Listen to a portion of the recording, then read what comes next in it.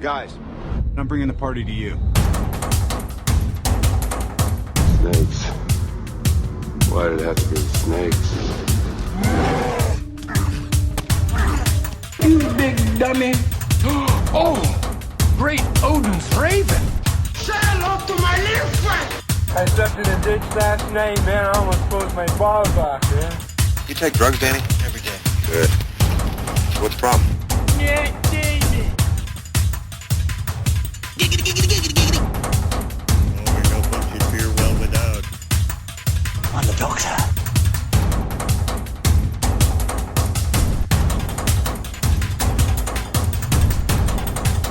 Gangsters, what's up, guys? This aggression will not stand, man.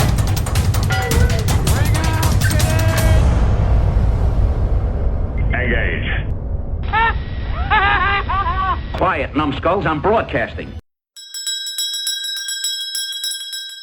Hey everyone, welcome to the Pulp Culture Cafe. Come on in, take yourself a seat in the corner booth, and let's get our geek on.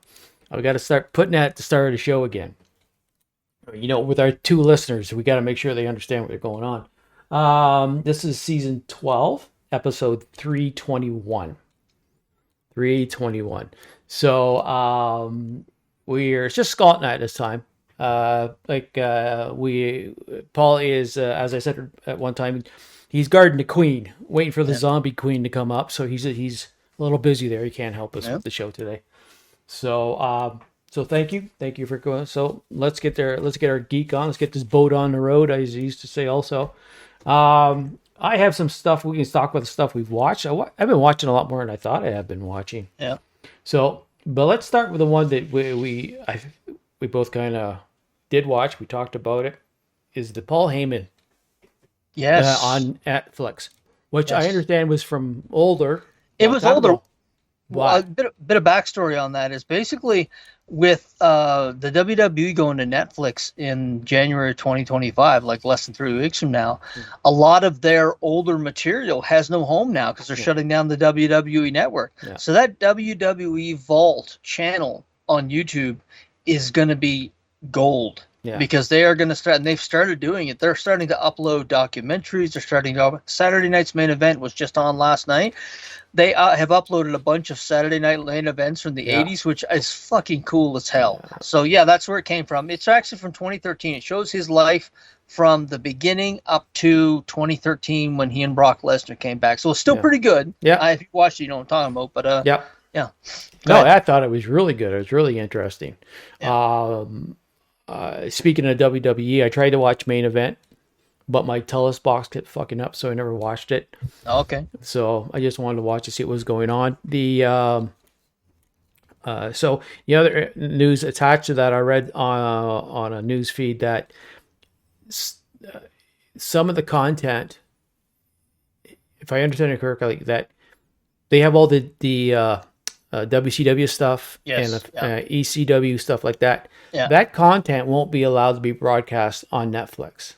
No, it won't. It'll all. I'm telling you, that's what I mean. That YouTube channel, the Vault, and they'll probably give different channels for different stuff, is going to become a gold mine the next probably 5 years because they're just going to say, you know what? There's no network anymore. There's no DVDs, and they're just going to put it all on there, and you're going to see content from the WWE that you've never seen before. Yeah. So apparently on the American, the way it read, it said the American Netflix will have it, but overseas, including us, will not get a hold of that stuff.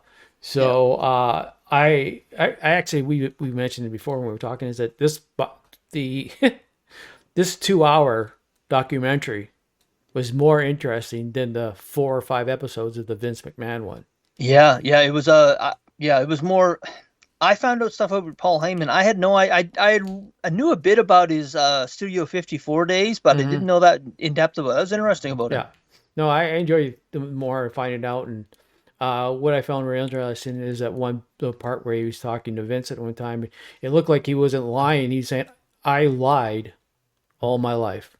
Yeah. I lied from day to day to day to keep the business going when he was doing it. So he wasn't, like, he owned his lies. He wasn't, I didn't do it. No, I did it. I did it because I had to. Yeah. So that was one thing I found interesting. He didn't shy from it. He didn't back away from it. He owned it right up. So the other thing I watched too is I'm gonna watch real quickly. There was this I watched Dusk on YouTube because Yeah. science fiction stuff. I picked this one. It's called Flicker, and when I watched it, I really had no idea what was going on. Okay. But when I watched what it was about, there was nothing in the short that gave me an idea what it was about. It was about some revolution. They were trying to do a revolution, but they gave no sense. All it showed was some guy running through the field or driving his cart, being chased by these guys. Yeah, pulls this chip or something out of his nose, puts it in the machine. In the machine are humans. It opens up and all the humans come out, and then they're wearing the same sort of yellow radioactive suit that he is with mask and everything. And I said, how do you get a revolution out of this? It sounds like you needed a bit more of a backstory than what they gave you. There was no backstory. Yeah. There was not. There was nothing. Another one of these stories that looked interesting, but had no idea what it was about until you read. So it was done with sort of CGG, GGHX. What 9.0? No. CGC? Yeah. 9.0, yeah. No, more like 4.5. Oh, wow. Okay. Yeah, it was interesting. The animation was great, the CGI, but I didn't convey the story very well at all. Yeah. So, yeah. What else? Winston Churchill doc. I haven't had a chance to look at that yet. But... Oh man, that is so good. I was telling my buddy Raymond about it today. It's so good, and there's so much in that very first episode that reminds you of what's going on today. And it's scary in a way. You just pick out stuff, and it's just holy fuck. History repeats itself. Yeah, I know, and it's doing the same thing today. So like I said to him, my buddy today, it's not a matter if, it's when. Now, in my opinion, it's when it's going to happen. Have you been watching any of the Skeleton Crew on Disney? I haven't. No, I haven't. No. I got to tell you, it's refreshing. It actually is. Good. I hate the lead character, the little boy. I want to bitch slap him across the room. Nice. I just want to punch that little fucker in the head. He's so annoying, but he's so annoying as a 10-year-old would be. Right? Yeah. He is so annoying as a 10-year-old would be. It's just it's nice just having this. It's a story. You don't need to know fuck all. They talk about certain things, but you don't need to know fuck all. It's just where's it play out in the Star Wars universe? What planet? What do they do? Well, basically, what happens is that these kids are on this planet that you don't find out until episode 3, whatever. They're on a planet. They're working for the greater good. Let's say there's the word they use, but it's hidden. It's a planet that's been hidden on purpose. It's called At Adam. Okay. Yeah. The kid fantasizes, like any hero fantasizes, about the adventure of being a Jedi Knight and getting off the world, and he accidentally finds a ship buried in it, and his friend, and then there's the other 2 kids, they get in it, and he, 10-year-old pain in the ass, presses a button he's not supposed to. The ship launches off. They go off into space. Okay. They're trying to get home. They end up with a robot. Everybody's talking like pirates, old Earth pirates, right? Okay. Which I find kind of interesting because they're out in space. Why do they have that accent? And I thought, hey, I know what it is. Let's throw a real monkey wrench into this. What we're watching is all in a different language, but it's being translated through the speakers in your television or audio system into English. And we Universal translated. So we think all pirates sound the same. That's why they sound like that. So. That's exactly the reason why they did it. Good on you, Lucasfilm. Yeah. And they end up on a base for pirates. And you see all these. Okay. And they say they're from At Adam. And no one believes it because it's a myth. Yeah. The kids are carrying gold coins which have markings of the old Republic on it. Oh. And so the adventure is they meet the original captain of the ship. I believe of the ship, and he's been booted out because they expected to get a big score. Wasn't there? They kicked him out. He's in prison on this planet. He gets out with the kids, and they're trying to get them home. But he also finds out because that's the planet of have all this wealth in it that was the coffers for either the Republic or the not the rebels, but the Republic. Who's the other? Empire. Sorry, that's it. I forgot about that. So yeah. So either they were financing the Empire. They needed, like anything, it comes back down to finances, right? Yeah. Even if you're evil and have all this power, you still need money to buy ships. It's all about the money. Yeah, it's all about the money, even in a galaxy far, far away. Yep. And so right now we're all in episode 3. We're dropping them weekly. So are these based on any of the comics? No, they have some characters that are introduced in comics. Okay. But they're different takes on them. Okay, all right. But the kids are all different. There's one alien kid.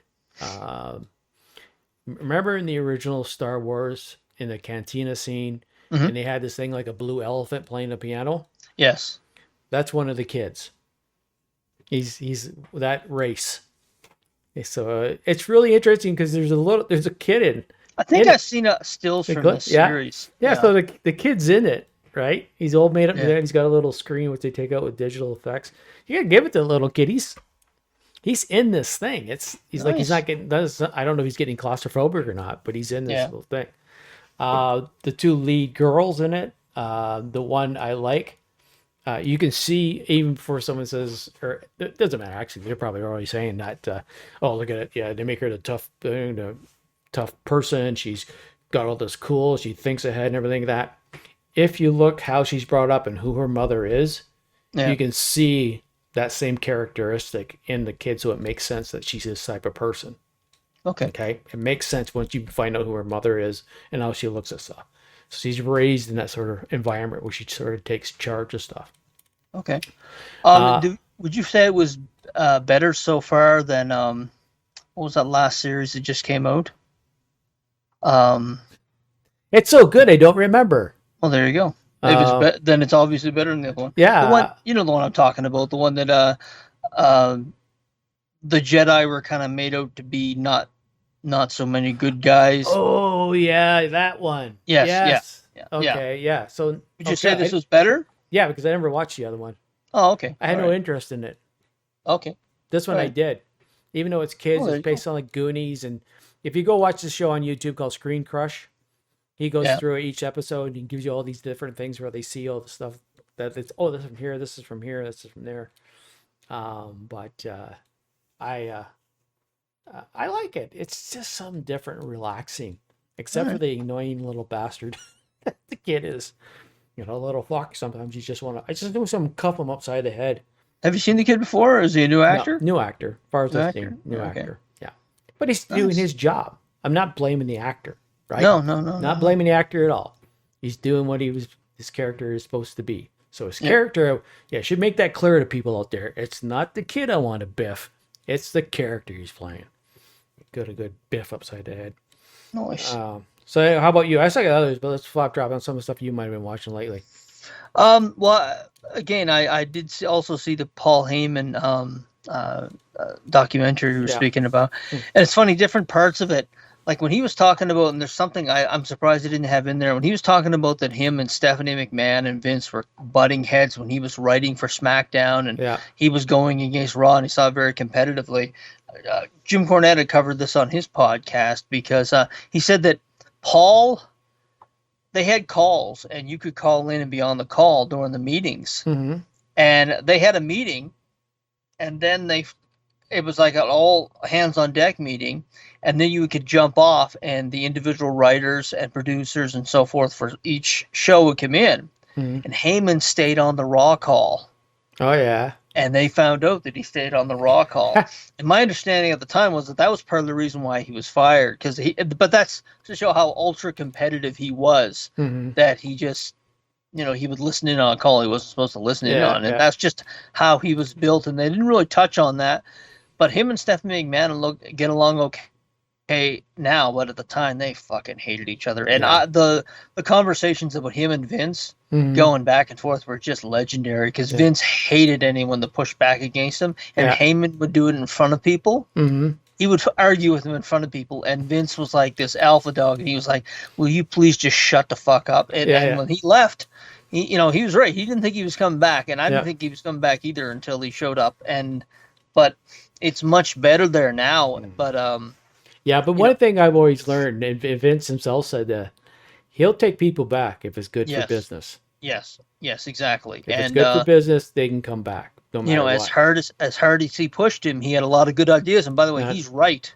I was watching then in that 2000, 2006, SmackDown was a better show. Yeah, it was their A show. I mean, at that point in time, Raw was just And guys like Edge had said, I wanted to go to the B show, because they didn't want to be on the show that Triple H was on, because they know if Triple H was there, it was a boss's daughter, and they were going to get all the best storylines. So guys like Guerrero and Benoit and Edge and Rey Mysterio have said that they didn't want to be on Raw, because they knew they were always going to be second fiddle to Triple H, where on SmackDown they could kind of write their own ticket with their talent. So. But it was a great documentary. I loved seeing the stuff with him and Jim Cornette and Paulie Dangerous Alliance in WCW. Yeah. I have a theory right now. I'm going to put it out here now, just in case it does come to fruition. There is something going on in the WWE now where there's kind of a faction thing going on, and I'm calling it right now. Within the next year, Brock Lesnar, CM Punk, Kevin Owens, and someone else will be in a group with Paul Heyman as Paul Heyman's guys. Oh, yeah.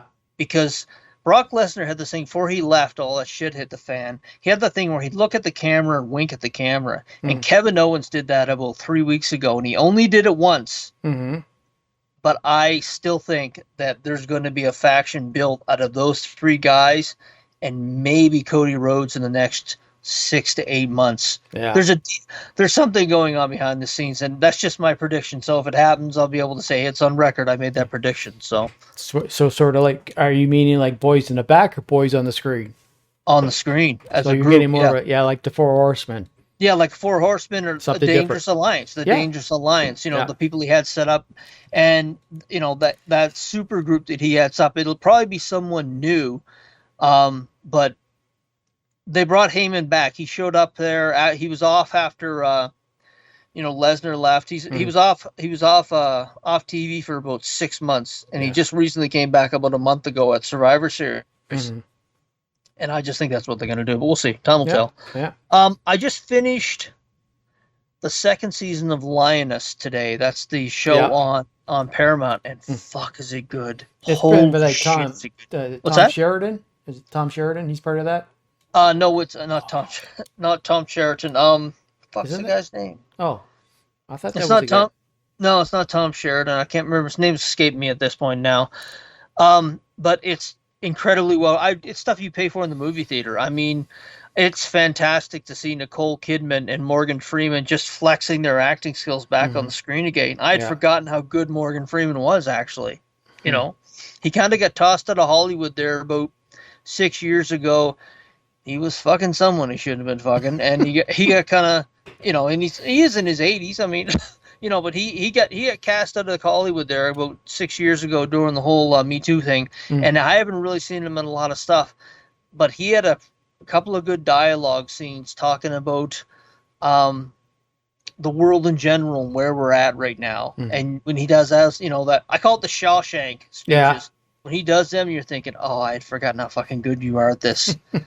And he did one of them today in the episodes. We gobbled up over today and yesterday. I gobbled up 6 episodes of that show. I ate it right up, season 2. Wow. Zoe Saldana is in it, the Guardians of the Galaxy. She's fantastic in it. She is a lead in that series, and I'm more convinced whenever I see shows like this, I'm thinking you could lead a movie. There's a couple of other leads in there. A lady named Genesis Rodriguez. Did you ever see that Kevin Smith movie called Tusk? No, I never did watch that one. She is the lead in it, and she's fantastic. Yeah. She's her, and I can't. The other actor from season 1 escapes me, but if they're looking for strong, capable women for action roles, these women can do it, and they can act too. I mean, watching her in this season. So, does she have a? And I don't mean the sexist, but does she have? Is she fit? Does she? She's not 20 pounds. Like, I was just gonna go there. Holy shit, is she fit? There's a shower scene, and they do show nudity in this show. okay, well, I'm not concerned with that. It's a no. What I'm saying is, if she's in the shower, she looks like she could beat the shit out of a 250-pound man. Good. She looks like G.I. Jane, but I'm telling you, she is fit, and so is the other girl. Actually, I think I made a comment when I was talking about season 1 of The Lioness before that she did the pull-up thing. Yeah. And little skinny arms. This time when she came back, same actress, even Susan said to me, she said she put on about 20 pounds and it's all muscle. Yeah. So she looked like fit. But this Genesis Rodriguez, holy shit. She's like G.I. Jane. Demi Moore and G.I. Jane. She looks like she kicked the shit out of somebody. Okay, a side note to that, because there's so I don't know, like we've watched a couple of these Kate Beckinsale movies, which we like her as an actor and she did really good, but we just can't get past how this tiny, skinny little. Yeah, I just can't stop. Yeah, it's just no. It's just certain areas of Hollywood now will not say you have to work out for this part. You have to do this for this part. They just won't do it. Yeah, we're just all we want is we don't care if it's a female lead. Yeah, just make her look like she should be there, not look like she's there. Yeah. If anyone, a male or female, is going to do superhero shit, you should look like a superhero. Yeah, and that's part of the gig. I mean, they've been doing it for years. But season 2, it was unique fighting. They have gunfights, which is rare. You rarely see them anymore. I remember when I first saw John Wick, I was thinking, "Oh my god, I haven't seen gunfights for a while." And they told a story in the second season. It was basically about how the Chinese have been using the cartels to infiltrate the United States through Mexico. And it's actually happened. That has been reported. But you never see movies about that anymore because people don't like to talk about that fact. And there was a thing, one episode which dealt with sex trafficking, a lot of it coming over the U.S. border. And you don't see stories about that because it's something that they don't want to talk about due to the politics of whatever's going on. But the stories are riveting because I found out stuff and I researched some of the stuff. I made little notes as I was watching it saying, is this true? Is this true? Is this true? And the ones I did, it was like, fuck yeah. You know, there's a lot of shit goes on that we just don't hear about. And there's no place that really Hollywood will tell these stories that seems other than Paramount, which is interesting to me. But it's riveting because it's based in reality. But, you know, Nicole Kidman, boy, she earned her money this season. I mean, it's some of the best acting I've seen from her in years. In years. I couldn't believe it. I was thinking to myself, more than once I had to stop and say, God, I would have paid for this in the movie theater, especially this last season. Yeah, I think that was about all I had for it. But, I mean, even the supporting cast, fantastic actors. There's not one part that I've been thinking, you know, yeah, they could have cast someone better. You know, but they look the part, they act the part. It's a world that I know a bit about, but they don't really do Tom Clancy stuff anymore, so you don't really see that. But when you do, you're thinking to yourself, fuck, this is original because it's like a Western now. You don't see that many Westerns, so when you see a good Western, you're thinking, fuck, this is really good. Yeah. So I love it. If you're looking for something different, folks, Lioness. It's great female leads, great acting in general, great storytelling, and very current for what's going on in the world. So, got anything else there? I watched Jamie Foxx. What had happened was it was his new special. It's not really a comedy special. It's not That's a stand-up. thing. Yeah, he's not really a stand-up comedian. He is actually. Is he? He was on In Living Color, remember? Doesn't mean he's a stand-up comedian. He means a very good comedian, but I didn't. He's a stand-up. I didn't know he comedian. was a stand-up. Okay. Yeah, he does everything. I mean, it was more of a variety show than anything because he did stand-up, he did music, he did stand-up, acting, comedy. and he's a musician, and he had a line through it, and I believe this line. It's a really great line. I wish I thought of it first. When he had his stroke, basically the whole thing is what happened, how it happened, when it happened, and his entire walk through it, and his recovery, and all the shit that was reported wrong about him in the media. Yeah. And he had a line. He said, "As long as I'm funny, I can stay alive."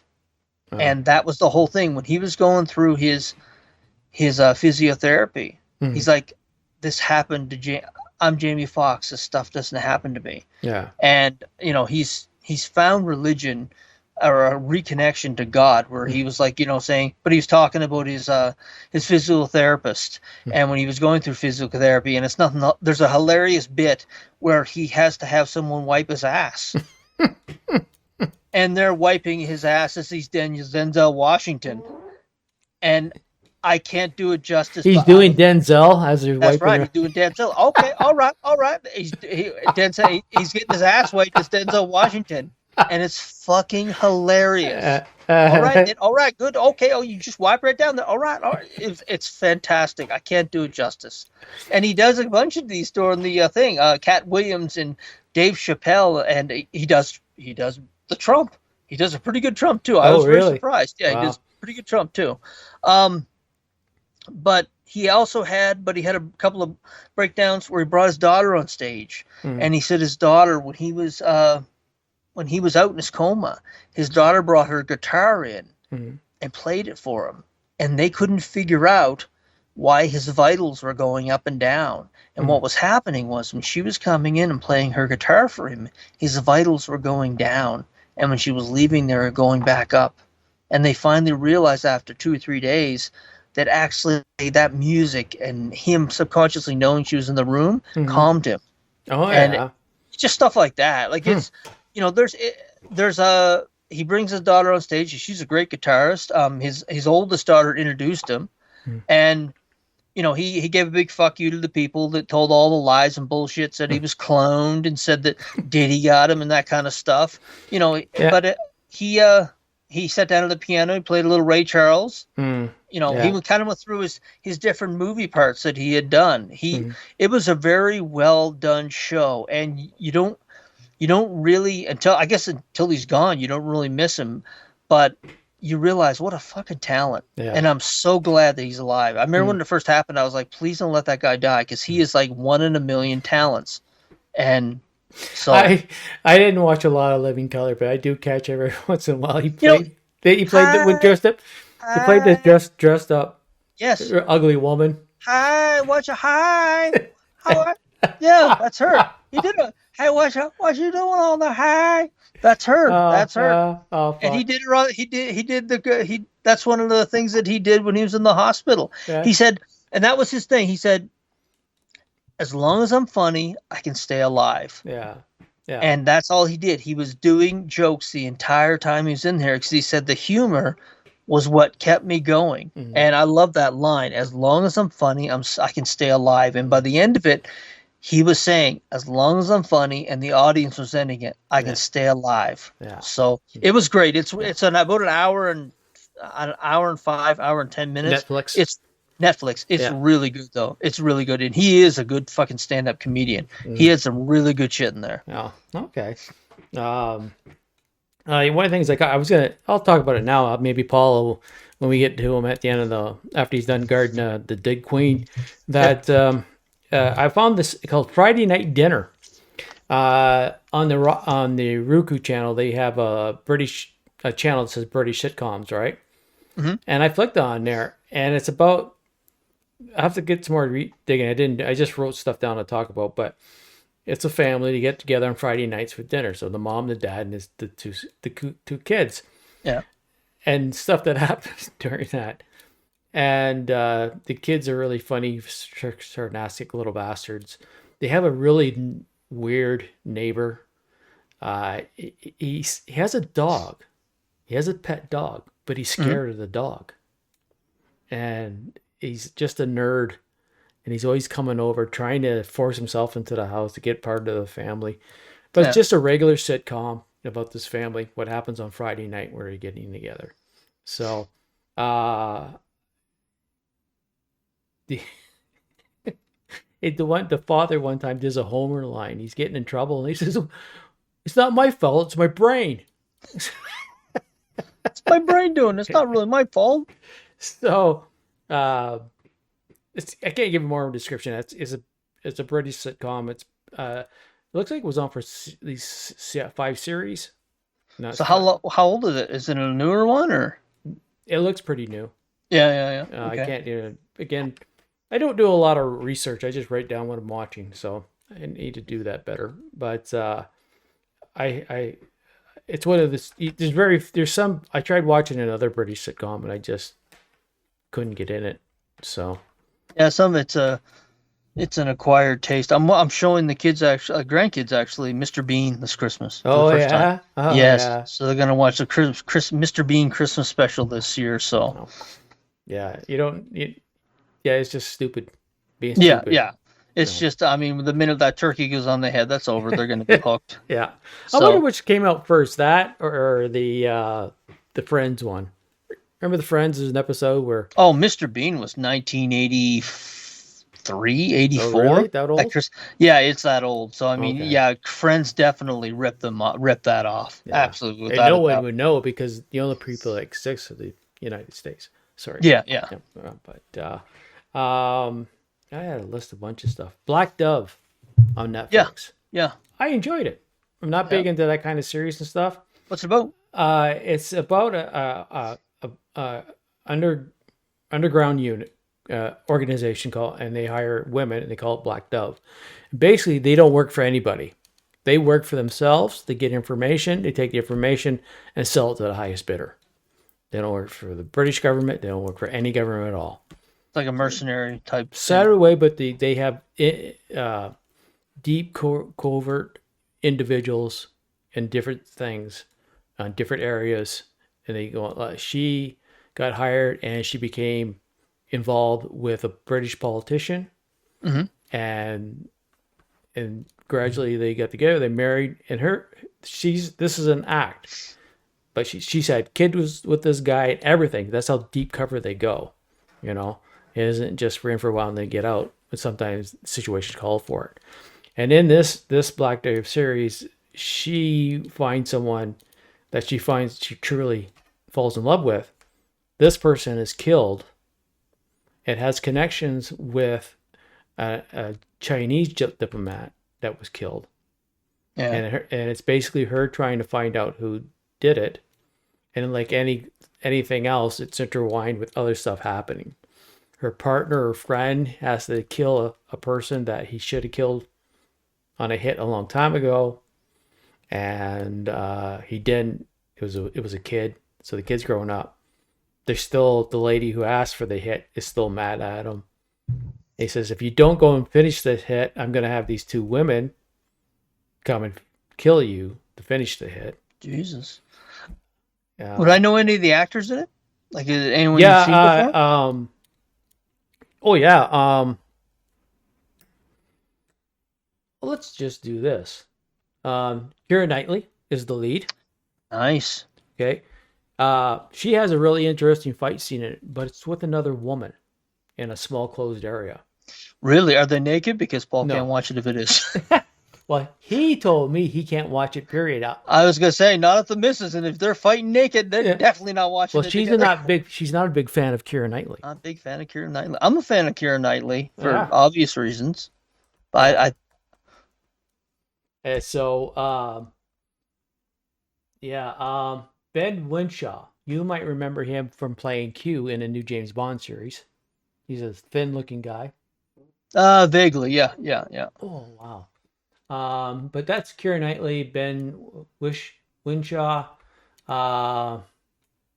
Tracy Ullman makes a surprise. I had to look twice. She's actually a very good actress. I watched her on Curb Your Enthusiasm. She plays she plays not a very nice person. Not a nice person. She doesn't show up till the end, but there.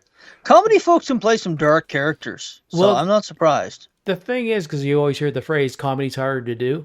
Yeah. It's harder to make people laugh than it is to. Yeah. So, and comedy sometimes takes dark turns. Yeah, there's a range that comedians can go into. Just so the simple fact is, when you can make people laugh, it's a whole lot. It's much easier to scare the shit out of them or piss them off or whatever. Yeah. Yeah, that's why a lot of time you get those great performances from. Yeah. Yeah. That's about it.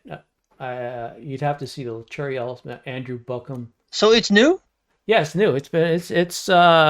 It dropped all at once on Netflix, so it wasn't a weekly drop. How many episodes is it again? 6. 6 episodes? All right. And I was kind of hoping they didn't, but it looks like they dropped it so they can do a second series. It's not because I didn't hate the series. Yeah. Sometimes some things I think just need to stop and be done. Yeah. You know, it just makes it better when this is what you get, and you're left to wonder. Soon I had 3 pages of series about 3.5 years ago, and we're down to 6. Oh yeah. So, and we've included other series that have come up, like the Karate Kid and stuff like that. So in January this year, I have to go looking for new series for us to watch. So I'll put that on the list to check out. Yeah. So I really enjoyed it. I said, I don't lean toward that kind of stuff anymore. Yeah. But I gave it a shot. Yeah. I'll be honest with you. One thing is Keira Knightley. I saw her. Oh, okay. She's always pleasant to watch. Yeah. And I read some stuff too that made me interested because she had like a nervous breakdown because of doing the Pirates of the Caribbean and stuff like that. Yes, I had heard something that she had just kind of dropped out. I don't know what the whole thing was, but yeah, it was kind of rough on her. More like having to do with all this fame at such a young age. Yes, that'd probably be part of it. Yeah. So, but she's back, and yeah. So the Black Doves, they don't work for anybody. They work, and they'll screw each other over. Nice. Right? They have no problems with whacking each other to move on. Nice. But, actually, just give me here. No. Pause for just 1 second. I'll bring it back. Okay. Hand them back. All right.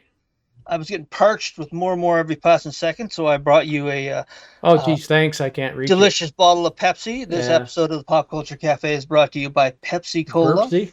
Perpsy.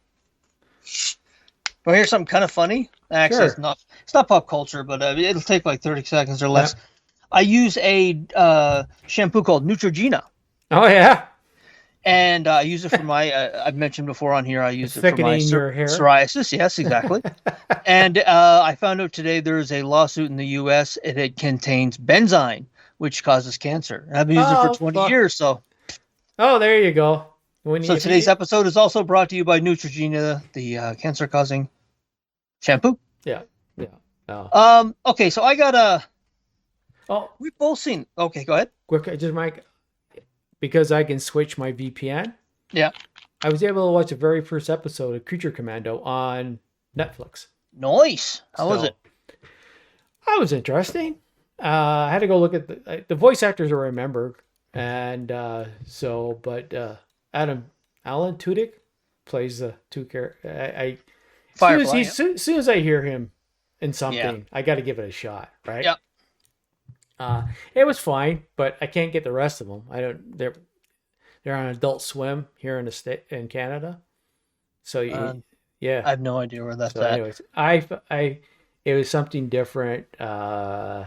It's interesting. They mentioned the movie about Flag and his son. What happened to his son? Yeah, and that I'd like to see more to find out how more connection is going on, but I always say, I brought it up because I got to watch it for free. Yeah, James Gunn is a brilliant producer and director. The only thing that may sideline this is if he gets too far out into the weeds when it comes to characters. Mm-hmm. Like, I know he wants to, you don't want to do the Spider-Man, Superman, Batman type thing, but if he gets too far out into the weeds and he loses a couple of series to characters that people don't latch on to, that jeopardizes it, So, well, speaking of that, I saw a clip that sometime this week the trailer's going to drop for Superman. So, see what's going on. That guy has big shoes. After Cavill, and I would say Tyler Hodgkin from Superman and Lois, that guy has some big old shoes to fill. So, power to him. Yeah. Godzilla -1. Hiroshima. Yeah. Yeah, I actually really enjoyed that. Amazing job for 15 million. It looks like $150 million project, which I thought was very impressive. Yeah. And I'm guessing more than one bean counter in Hollywood went full stroke on that fucking thing. Yeah. We paid him $15 million, and it was really well done from that point of view. I love the human element in it. Yeah. I like the music, and now it's not a soundtrack. There's a term for it. I think it's not sound. That's too simple. But the music, the ominous music. Because I'd seen where Steven Spielberg and him, there was a video where they're chatting at some movie premiere, and he said afterwards, Steven Spielberg, that he really liked the movie.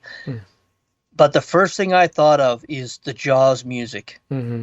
Just the instrumental. Yeah, that's the best instrument. Yeah, the instrumental music used in this film was very well done. And when he said that Steven Spielberg had congratulated him and really liked the movie, that's one of the things I guarantee he liked about it, because Steven Spielberg's always been really good with instrumentals too during the film. Yeah. So I really think it even has the classic Godzilla music in it too. Yeah, I have to watch it again. Yeah. Well, I haven't watched as much of it. Watched as much of the Godzilla films, but I really enjoyed it. And after a while, as I said, any good film, when you forget it's dubbed after a while, that's that's a sign of a very good movie. Yeah. There's a few things. I mentioned this at the shop, and I want to mention to the listeners. There was a classic mistake of people looking at the camera in the crowd scenes. Yeah. And he must have been like, fuck, I can't do it. I can't do it. I don't have the money. So we're just going to have Joe Blow looking at the camera, or, and there were a few scenes where people were running, or they're all gathered for a meeting, and you can see this fucking guy just looking at the camera. And I'm thinking, oh, do you know what you're doing? This guy's on budget. Yeah. But I would definitely, if you gave him $30 million, I think he could give you a hit movie. And there must be people in Hollywood saying, let's give him something to do. Yeah, but we had this little talk. I think Hollywood's now just a money laundering. I think the big studios, all they do is launder money. If they could give someone $15 million and even make back $150 million, they give them the $15 million. There's not too many directors out there that could do that. There was a movie called Terrifier. It was a horror film. Yeah. It came out about 2 months ago, 2.5 months ago. The budget was $2 million. Yeah. It ended up with a worldwide gross of something like $87 million. Oh, yeah. I guarantee you that director's going to get some more money to do some more shit. But yeah, I'm not saying I'm just saying the film companies will say, oh, yeah. We got to launder some money. Let's get this guy and we'll build a big budget movie and launder the money through him. Yeah, that's my own personal theory that I do believe that sometimes they're like, we need to wash some of our cash, so let's stick it in this film. Yeah, almost spent $250 million on this movie. We know we don't need to spend the money on it. Yeah. Just so we can wash this funny money. Wash it through. Yeah. So yeah, the Godzilla -1, well worth it. I kind of wish I had seen it in the theater now, but I watched it at work and it was really, really, really, really well done. Watch it at work. I did. I watched it at work. It's funny. People will open my office door and they'll hear Godzilla or gun battles, or like, what are you doing in here? That's not what I'm doing in there. You're in the middle of my fucking movie theater. So, I watched this just before I got here. Actually, Did you happen to watch Red 1? No, I saw Prime. that it was on already. Yeah, it's already on there already. Beetlejuice is on Prime 2 already. Yes. I haven't seen it. Actually, I didn't like the original, to be quite honest. I remember I saw it in the theater, and when they were doing another one, I was thinking, I didn't like the first one, to be quite honest. Yeah. I never got it. Same with Blade Runner. I never got it. Red 1? Red 1, much better than I thought it was going to be. I was very surprised because I know it kind of bombed. It made $30 million in the first weekend, but it had like a budget of $270 million and then more for advertising. But that's, you have Chris Evans, you have The Rock, and it looked wonderful. They built a nice world, but they made a classic mistake that's becoming a classic mistake as more and more studios are doing it. It was, most Santa Claus movies fall into comedies or sentimental. You've got the comedies, you've got Elf, you've got the Santa Claus, they're haha films. And then you've got the sentimental ones like the Polar Express and what else is out there that's sentimental for Christmas? Most of them, actually, the Grinch, stuff like that. This was an action adventure about Christmas, and they took the lore of Christmas and they turned it into an international espionage case. And it was one of those things that, and we kind of compared it to Harry Potter when Susan and I were watching it. It would be like if they took Harry Potter and stuffed it into a 2-hour film. There was so much lore that they explained and just kind of talked about, and so many characters. There must have been 20 or 25 characters in 2 hours. I can see if you watched it and you came out of it, you would probably tell your friends not to bother because there's so much to eat up in 2 hours. Yeah. And I said to Susan, I said, if it had been a series of books or comics and then a movie, it would have made a lot of money. Because I enjoyed it, but it would have been a lot better if it was fleshed out more. Yeah. One of these stories that do need the 20 movies for you to watch before you finally watch this one, right? Yeah, a lot of good. They touched on it, but there was a lot that they left on the table. I did enjoy some very good parts of it, though. Tormund from Game of Thrones. Remember the guy that had the crush on the big woman? Oh, yes. Yes. Yeah. He was in this, and he played Krampus. Oh, yeah. And he had a female, without giving too much away, he had a female love interest who scorned him and kicked the shit out of him. And there's one scene where this beast throws him halfway across the room, and he says, I'm still in love, or something. I was like, that was absolutely Tormund. Yeah. But I mean, I recognized his voice earlier. I was happy to see him play Krampus. And I mean, the CGI looked great. Like what they did with it looked fantastic. And when I'm seeing it, I said to Susan, I said, that's where probably 100 million of that 250 million went to. They created this really cool world. They just never had a chance to flush it out enough. I don't think Chris Evans was a good choice for the lead. This guy was kind of a loser. Yeah. You know, his wife was always shitting on him, and I'm thinking, and I'm sure she's a wonderful actress, but this was a soccer mom, and she's shitting on Chris Evans every time he shows up at the house. I'm thinking she'd be on her fucking knees. Come on now, let's be honest here. She's, this really handsome. Yeah, good-looking people don't have that. They don't get grief like that. That was one thing I was like, he was kind of miscast in that. They should have Paul Giamatti or some lovable goof that could do that role. Yeah. But other than that, they had Lucy Liu was great in it, Bonnie Hunt, and J.K. Simmons plays Santa Claus, and he fucking nailed it. Great actor. He's one of those. I called him I said to Susan, he's the Gandalf.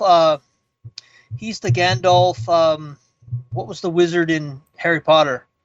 Gandalf and Dumbledore. Yeah, he had the Gandalf Dumbledore role, and he played it well. He didn't see his power that much, but by the end of it, you're like, fucking Santa Claus is a badass. So I enjoyed it. Both Sue and I we said it was a lot more than we expected, to be honest, and it was enjoyable. I mean, it's one of those things. I don't know if they're a Christmas classic, but 20 years from now, it could be a Christmas classic. Yeah. So, well, that's all I have for my actual watching reviews. Yeah, I Skeleton Black Dove, Friday Night Main Event. Oh man, I don't know what I ate, but I was gonna say, what did you eat, and where's it coming out of you? It just keeps coming. I'm glad I can share it with the audience. Yeah. So yeah, I got what I watched and stuff like that. So we can move on to whatever, not any news or anything you got. Okay. Well, news. Boy, oh boy, do we have news. Do we have news? What did I Jesse have? Ventura. Jesse Ventura. Yeah. Saturday night's main event, and I watched the clips within a minute, and a lot of people have been saying they wish, and this is one of those things where like Vince should have left 5 years ago, because to see and hear him back on Saturday night's main event, and he is a classic heel commentator where he shits and he knows what he's doing. He knows how to. He must have watched a lot of the product because he's like, he's supporting heel Kevin Owens and shitting on. He's just like his dad, Dusty. He's perfect. He's perfect in that role. Yeah. And he said that he's signed on for 4 years, so they're going to have him every 3 months, which I think is really cool. Yeah. He's going to do 4 years. He said I don't talk cash, but it was acceptable to me, and I'm really glad he's in that chair. I wish they could get someone. The guy who was in there, Joe. He sounded a bit like Monsoon, but he won't be Monsoon. But I wish they could get that Monsoonish type character who would work out. I'll have you thrown out of here, Jesse. Jeez. I wish they could get that, but you can't recreate that kind of magic. But it's really fantastic hearing his voice back during Saturday night's I thought I said a quick thing saying he had restrictions on him. There are certain things that they kind of didn't want him to say or do. They didn't want him to shit on Hogan, my understanding. Oh, okay. I didn't want him to shit on Hogan. But one of the wrestlers came out with Union on the back of their jacket, which I thought was, whoa. Wow. Because Jesse had tried to create a Union in there. And, but yeah, I'd heard that, and again, I don't know if it's true or not, but they said, they don't really want, I thought Hogan was going to be on this one, actually, which is interesting that he wasn't.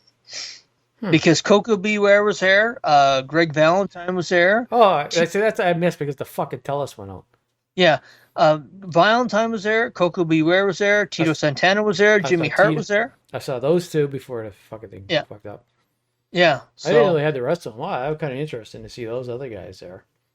So I think they'll have on each one. It'll be more of a chance. Usually, they used to have Legends nights on Raw, and they really wouldn't have a chance to do much. Is the Iron Sheik still trying to come out? Iron Sheik. Remember that one? They did a Legends wrestling, and Iron Sheik took forever to get to the ring. Well, yeah. Well, that even was though WrestleMania. Dead. Yeah. That was WrestleMania. But did you ever see his speech at his Hall of Fame? No. Oh, thank you very much. And then he kept talking. Yeah. And Gene Okerlund came out and tried to talk him off the stage. And he was out there for about 45 minutes. And he'd go, oh, thank you very much, everyone. And in 1979, and he just kept talking. I can't do it justice, John. Go watch Iron Sheik's Hall of Fame speech. Triple H and Steve Austin are just fucking laughing their ass off because they're trying to get him off the stage.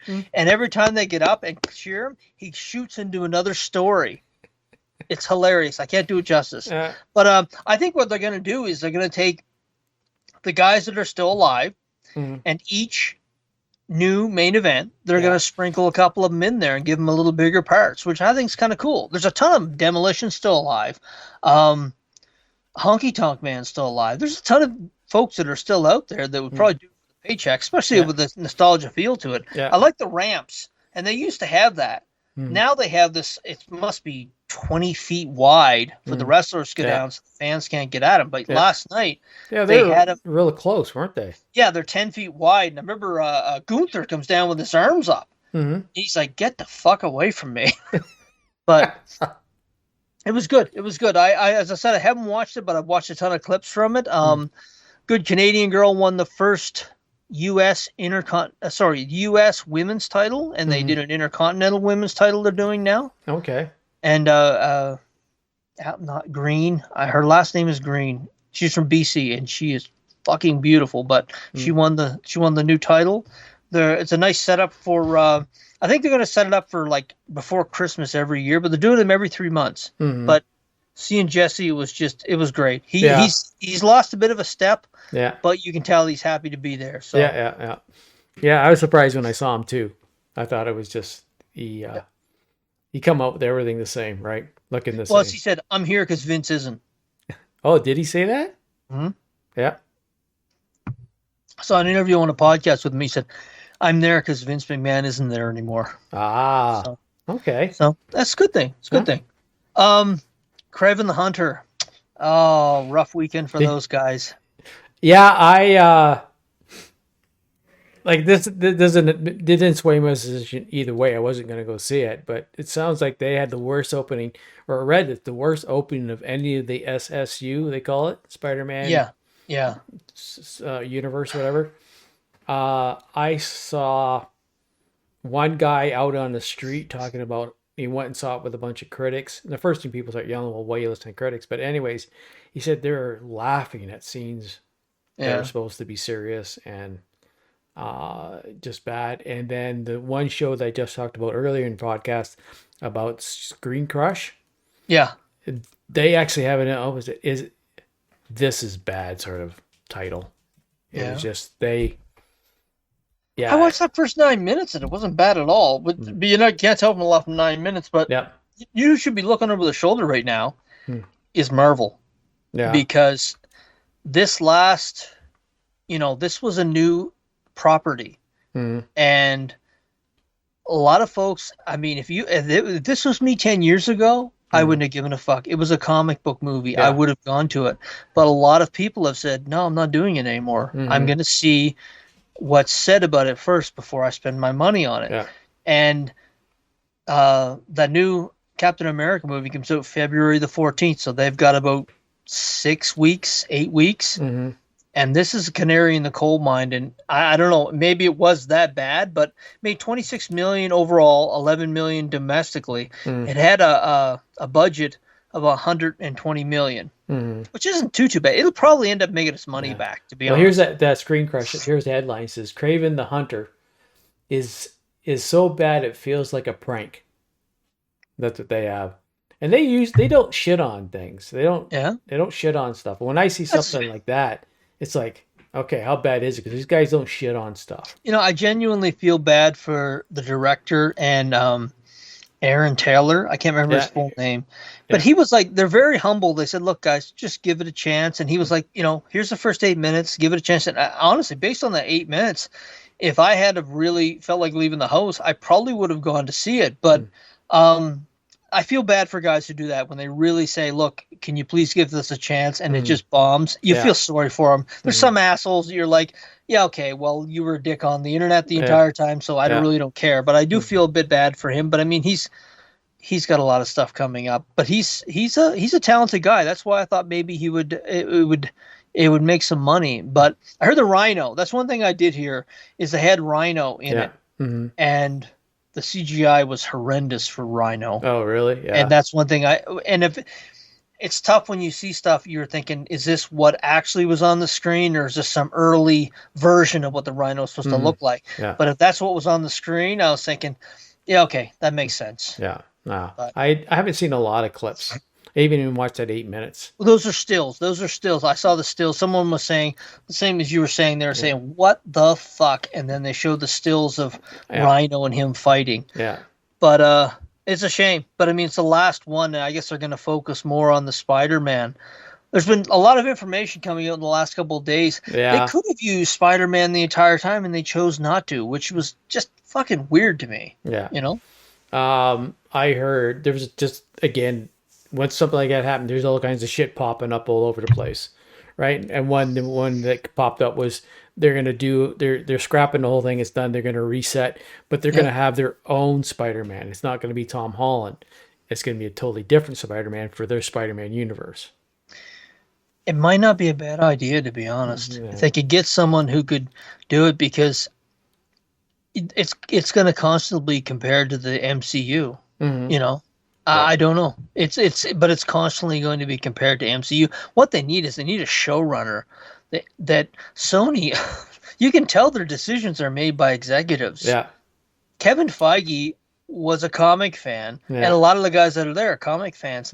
They need to get some geeks. They need to hire some either ex-Marvel guys or even hire away Jim Lee from DC, for God's sakes. It's the problem is that you can hire all you want. You've got to have executives willing to let them do what they want. If you you can hire Jim Lee, but if the same executives are there, they're going to come in and still tell them what to do, right? Yeah, I think that's the biggest problem they have. I mean, I also read, and you probably saw this story too, they swear up and down that Morbius made them money. Oh, really? Yeah, they're swearing up and down. I've read 3 different articles now. The Sony executives are saying that Morbius was profitable for them, which it may have been, because I'm telling you. Well, it could be like $20 in their pocket. It's still $20 profit. But a lot of people hate watch that movie. Yeah. They're like, is this really as fucking bad? I better watch to see if it's as bad. By the way, folks, it wasn't that bad. It had shitty editing problems with it, but it wasn't that bad. Yeah. Yeah, we talked about it when it was out. We both agreed it was the editing problem. Yeah. And again, with Craven, I'm a bit I'm wondering if it was also editing problem, but I'll probably end up watching it. Like, honestly, the way it's going in the theaters, it'll probably be out. I don't know what platform it'll be on, but it'll probably be out in the next 6 weeks or less. I'm leaning that it's going to be Prime. Yeah. Or what Sony usually put their movies on what platform Sony usually put their movies on? Jeez, I don't know. What's Crave? Crave is Max, HBO. Yes. I mean, it's going to be one of those. Well, for us in Canada, it's going to be one of those two, right? Yeah, yeah. So, but it'll be out there to watch within probably 6 days. They're going to try and get as much as they can back for it. So if they sell it to one of the guys, and hopefully they get. Well, it wouldn't surprise me if it has a really bad weekend next weekend that they release it over Christmas, because everyone's going to be sitting at home, and that's when they'll be saying, "Oh, look, we can wait until the first week in January when everyone's back to work, or we can release it now, and hopefully people will just watch it. It'll become one of those watchable things around Christmas." Well, Red time. One apparently they say is a hit now. Yes, because of the streaming service. Yeah, and it kind of. I wish it had that's one of those things I'm pleasantly surprised by, but I know what the problem with the film was. It was just too much. It was a Christmas movie that wasn't for kids, which is going to ding a lot of parents there because they're not going to take their kids to it. It had it was a world building movie in 2 hours, and you can't do that. You need more time. So one of the things I heard, and this is just regular people talking, no story, no nothing, is that they kind of feel that the regular schmucks like us, that people are deciding that I don't care who you have up there, like The Rock or whoever. Yeah, you've got to start giving us better stories. Yeah, just because The Rock's on it doesn't mean we're going to run to see it anymore. The Rock's had some problems over the last. Well, that was fires in Hawaii. Yeah. The shit with him and Oprah where he's asking him and Oprah both asking for people to give money. And then there was something came out. I know Oprah got stung by it. She had bought some property during this, and I believe he was mixed up in that too. And at one point in time, he's being talked about for politics, and he's not anymore. Yeah. And he took some lickings for that, and I don't know whether that affected him. But he's kind of oversaturated. He does too many movies. He must do 4 or 5 movies a year. Yeah. I mean, and he tends to take all the properties he's in, and he takes something, and then it's a rock movie. Yeah. And it's not really about that. It's a rock movie. Well, that's what I mean by people don't want to see. We're not here to see The Rock, right? We want to see a movie. So yeah, good actors can disappear into characters. I have not seen one movie where he disappears into the character. Character disappears into The Rock. No, yeah, it's always the same. Yeah. So that also hurt it. Clayface is going to be I don't know whether it's a movie or a animated series. I believe okay. I was because we might Alan Tudyk. Yeah. Right. He's doing the Clayface in Creature Commandos too, and he does it in Harley Quinn, and he says, but they're two different characters. Okay, because there's going to be is it a movie that's going to be Clayface? I kind of got the hint that it was a movie. It's got a $40 million budget, which I think is reasonable. When you got a brand new character, you're trying, Give it to the Japanese guy. Yeah. I mean, and it's going to be like a horror, but it's going to be from the point of view that kind of like what they did with Venom, where he's going to be like an anti-hero type thing. Yeah. Which could work, but yeah. Well, it can work because if you're watching Harley Quinn series, Poison Ivy series, he's an idiot. Oh, right? Okay. He's a kind of a joke. Where Alan said in the Creature Commandos, he's an insane killer. Yeah. So if you're going to do that and still have the same character and the same actor playing it, and people see that, then if the movie comes out live action and they say he's like an anti-hero, they might be able to accept it more because the character's already got a blend to that. Well, I think the success of the Penguin, I suspect, got that Clayface movie greenlit for 40 million. Yeah. Because that I actually Sue and I were talking about that. We're gonna start watching it next week. She's never seen the original Batman movie with Pattinson. We're gonna watch that again.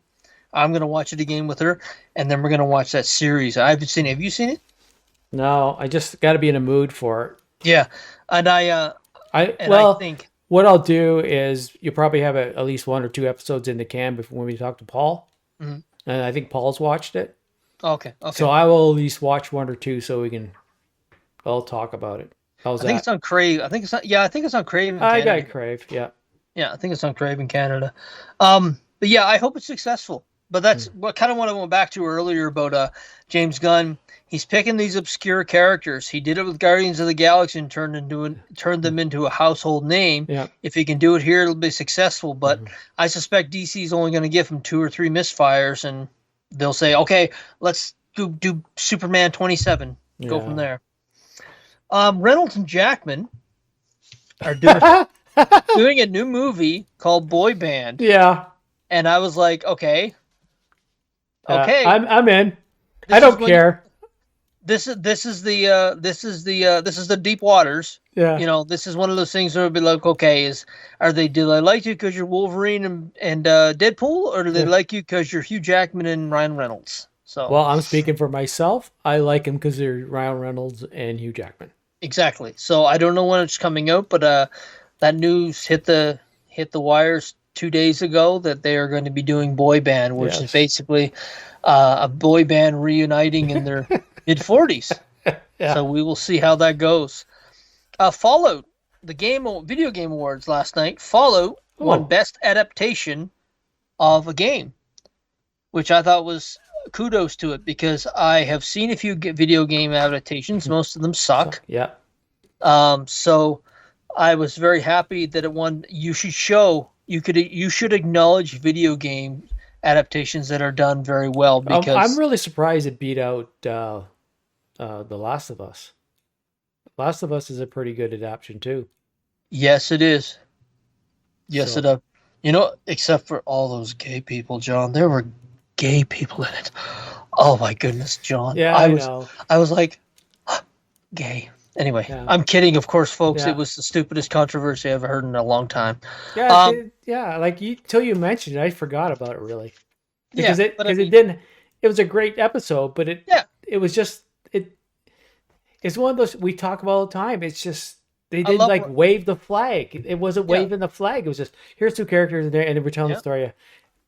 Yeah, okay, yeah. That's how good it is when I don't remember, because I just read it as a regular episode. He is a fantastic actor that has never gotten his flowers justly so. I mean, I've been watching him since Ron Swanson in Parks and Recreation. Yeah. And when I saw him go into the Home Depot, I just laughed my ass off. Everyone did. They said, there's Ron, because there's a scene in Parks and Recreation, and maybe you've seen the clip where he goes in, he says, "Hi, sir, can I help you? I know more than you." And he just kept on going. John, you've never watched Parks and Rec? I have. It's just I can't remember all this stuff anymore. Okay, but he says, "Sir, can I help you?" And he's just pushing the cart. "I know more than you." And he just kept on going. And I remember the one episode where he goes in and they're giving away fake bacon. Yeah, "Can I have another piece?" Yeah, garbage. Can I have another piece? He just kept giving them to him. Can I? And then what's her name? The one that I'm a big fan of from Agatha. Plaza, yeah. "Can I have a piece too?" Into the garbage. Yeah. It's a great series. Like it's one of those things I said to him, because we're getting a Blu-ray player for Christmas, and I'm going to start getting some physical media that I know I'm going to want for later on, and that's one of the series I'm getting in its entirety so I can watch it later on. Speaking of that, I don't know what's going on here, but I said Amazing Spider-Man. I like that movie. I haven't watched it in a long time. I really enjoy Andrew Garfield, and especially when he made the appearance in the Homecoming and stuff. Because I'm gonna watch this again. Started watching it, and the fucking thing fucked up. So I'm thinking, I almost went looking for it today when I was out. I was gonna buy a physical copy of it, so I have it. Well, I'm gonna start my collection here. I've got some already. I have to go through them, but yeah, I want to get them on Blu-ray, but I've got it's a conspiracy theory, folks, and that's fine. It is what it is. But I think there are remakes coming down the turnpike. Harry Potter's the one that sticks out in my mind the most. It's not an original series; it's a remake of the other books. And I'm thinking, there's some folks that think that series from the past and movies from the past are problematic, so they're remaking them. And if you really wanted to go down the rabbit hole, 20 years from now, you could just remove them from digital platforms and replace them with the more sanitized ones that you have out there. And I think that's what's going to happen, to be quite honest. There's just no other reason why. No one's asking for certain movies that they're remaking now. There's not a clamoring for it. And that's just the conspiracy theorist in me, is that once they're remade and they're in production, in distribution for a couple of years, they'll just quietly take the originals off the digital platforms. Yeah, I don't see it. And speaking of physical media, I went and bought a new record player. Did you? Sweet. Yeah. The other one, speaker stopped working. So I got one. I got one that it looks like an older one, you know. Yeah. But it has the CD. It has a cassette player in the back. You can slide cassettes in, and the USB and the cards. Which all I really needed was the record player and the CD, right, and play radio. Yeah. It asked me a regular $200. I got it for $130. So. Nice.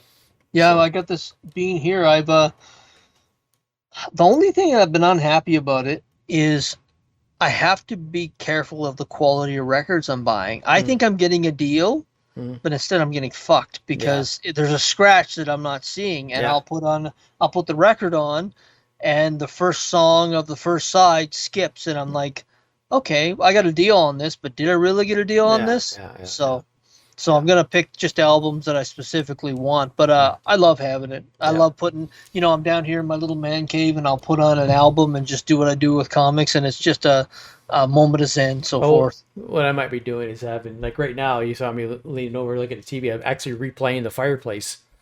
Sitting there, right? So I have the fireplace going, maybe turn on my electric fireplace so I get the heat. And then turn on the thing and listen, or I might try and do something else. Listen to tapes and stuff. Yeah, it's very soothing. I find, and I imagine you've gone through it too. I found since I turned 50, I'm becoming more analog than I think I have in my entire life. Where I'm just like, I try and be more focused on stuff, whether it be books or listening to a whole album, or listening to, anything else. I find digital, it's much more fractured than it used to be. Like, you listen to a song here and there, or you listen to a clip here and there.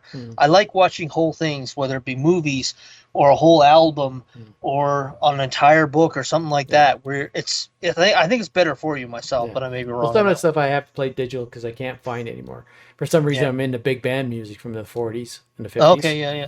Lawrence Welk and that kind of stuff? No, not Lawrence Welk. More like Glenn Miller, Benny Goodman.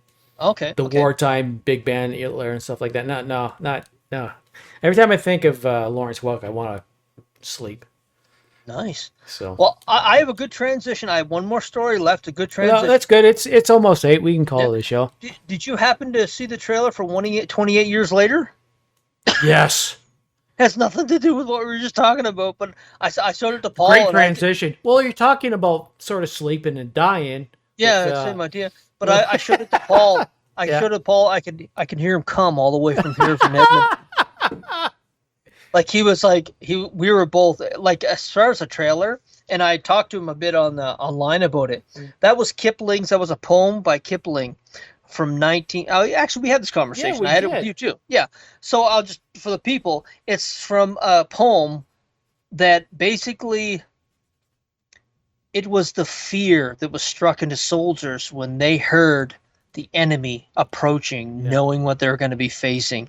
And what overlaying that into the trailer was just a chef's kiss, because if you knew, you knew, and if you didn't, you researched it, and you were thinking, that's really cool that they did that. But that trailer, that's going to be one of the most anticipated films of next summer. Actually, like I said, when we were talking earlier about, I'm not a big fan of horror films. Yeah.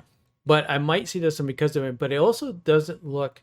I like horror where you don't actually see it. You might see a little bit, but I like it when you're left in my imagination. That's tension. Why it's the tension. It's what's happening back there. I can only think of what's happening in my head and what they're doing, right?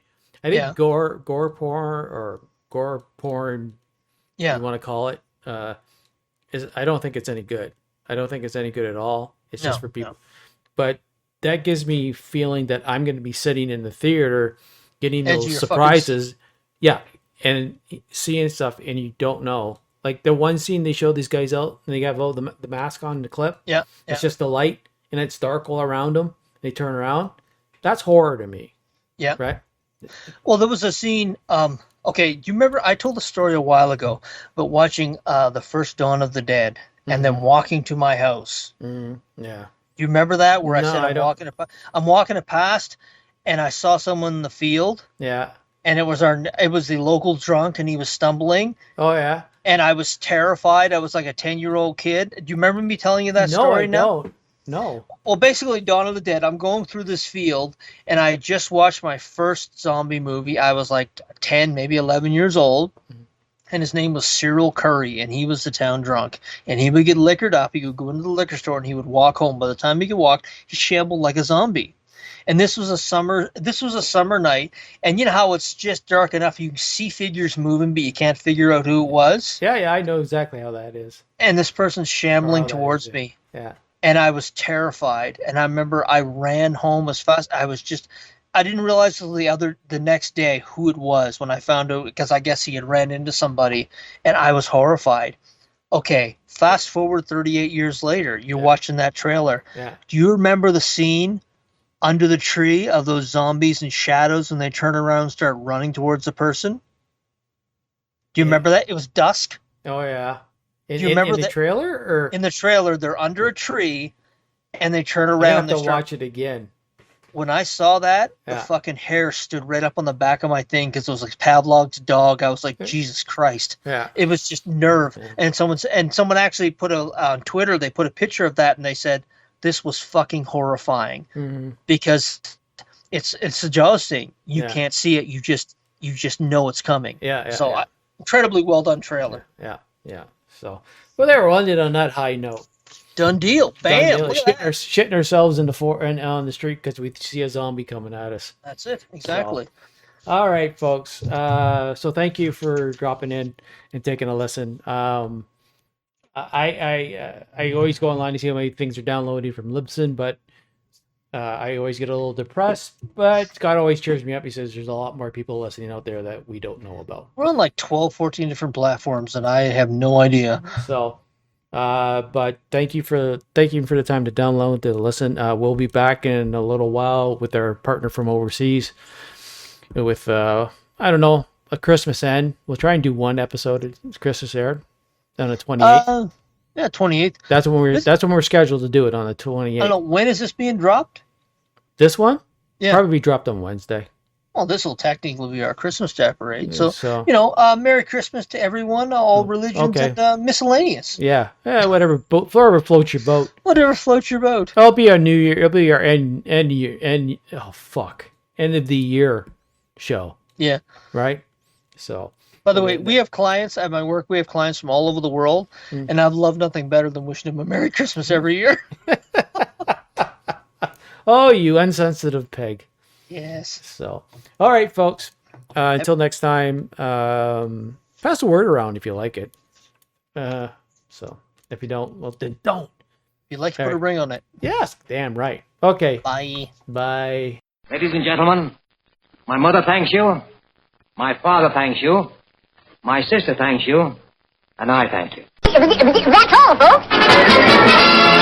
Thank you. Come again. Why, you little?